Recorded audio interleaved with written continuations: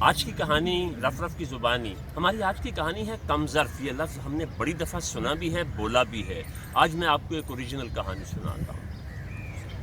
یہ 1976 کی بات ہے کہ میرے ایک دوست کے کان کا آپریشن تھا، اور یہ وہ زمانہ ہے جب کان کی سرجری بڑا تکلیف دہ آپریشن کے ساتھ ہوا کرتی تھی. بڑے ہی تکلیف دہ آپریشن کے ساتھ ہوا کرتی تھی. تو میرے ایک دوست کے کان کا آپریشن تھا، تو اس کی بہن تھی، تو وہاں میں ملنے گیا. تو میں نے ان سے کہا کہ آپ گھر چلی جائیں، یہ مردوں کی وارڈ ہے، تو میں اس کے پاس رات کو رہ لوں گا. اب وہ چلی گئی تو اس کو ہوش آنے میں ابھی 3-4 گھنٹے باقی تھے. تو میں نے باہر گھومنا پھرنا شروع کیا. تو ایک وارڈ میں نے ایک شخص کو دیکھا کہ وہ خود 40-50 سال کا ہے، اور وہ اس بزرگ کے پاس بیٹھا اونگ رہا ہے. تو میں اس کے پاس گیا، سلام کیا. تو انہوں نے بتایا کہ یہ میرے والد ہیں، اور گلے کا آپریشن، ان کے گلے میں نا یہاں پر کٹ لگا ہوا تھا بڑا سا، اور اس کے اندر کوئی انسٹرومنٹ ڈالا ہوا تھا.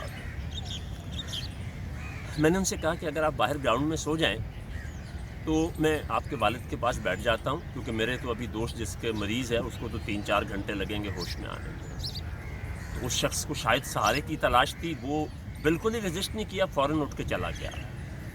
اب میں وہاں بیٹھا تھا کہ وہ صفائی کرنے والا آیا، اور اس نے مجھے اٹھانا شروع کر دیا کہ جی مریض کے پاس کوئی نہیں ٹھہر. میں اس کو قانون سمجھانے لگا کہ بھئی اٹینڈنٹ ایک بیٹھ سکتا ہے پاس. وہ بدتمیزی پہ آیا. تو وہ بزرگ جو تھے انہوں نے بڑی مشکل سے بولنے کی کوشش کی، تھوڑا سا زور لگا کے. تو ان کے گلے کا انسٹرومنٹ نا ایک دم سے باہر آیا. تو میں ڈر کے کہ کچھ ہو نہ جائے باہر چلا گیا.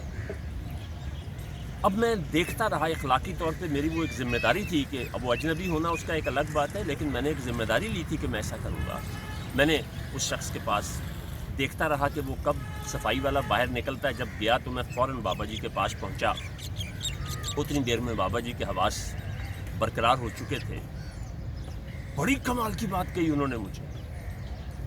انہوں نے کہا کہ کم ظرف سے کبھی نہیں الجھتے.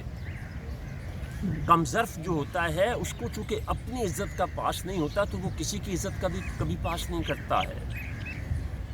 تم اسے 10 گالیاں دیتے، اس کو جان سے مار دیتے، وہ اگر آپ کو ایک دفعہ گالی دے دیتا تو وہ اس کا بدلہ نہیں اتر سکتا. تو کسی کی عزت وہی کرتا ہے جس کی اپنی عزت ہوتی ہے. عزت بڑی قیمتی چیز ہے. یہ کم ظرفوں سے اس کی توقع نہ کیا کرے. یہ زندگی کا میں نے اتنا بڑا سبق سیکھا کہ آج 43 سال ہو گئے ہیں. میں نے اس کی وجہ سے اپنی زندگی میں بہت ساری آسانیاں حاصل کی ہیں. اللہ آپ کے لیے بھی آسانیاں پیدا کرے، اور کم ظرفوں سے بچ کے رہیں. بہت شکریہ.